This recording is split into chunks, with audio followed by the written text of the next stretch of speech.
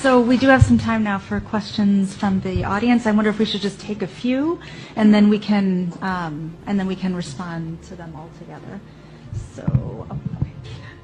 Thank you. I have a question. What's the difference between the U.S. debt and the debt that African nations own?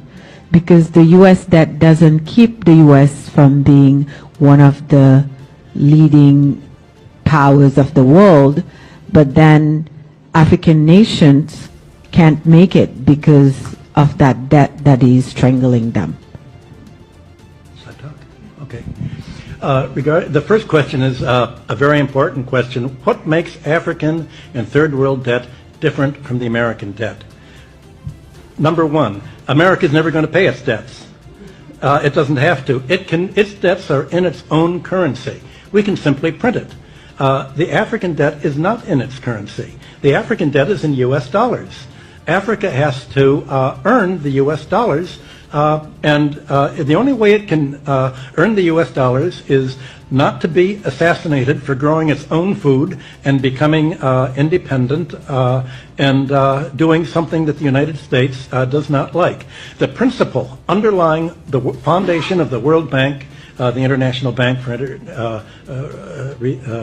IBRD, research, the World Bank, is that no country should grow its own food. Africa and the third world should only grow export crops.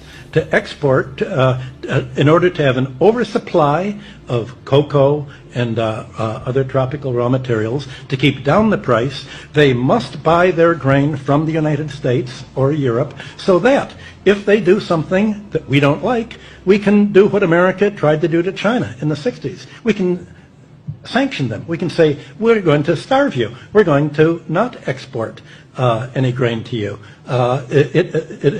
So owing their foreign debt in dollars means that they have to somehow sell something that the United States wants, not what they want.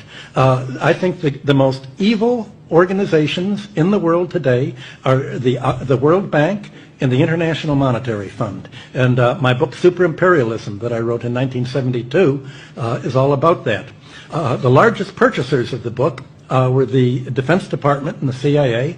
I was immediately, the organization I worked for was given a $75,000, $85,000 Defense Department contract for me to come to explain to them how American imperialism worked, and they used it as a how to do it book. They thought it was just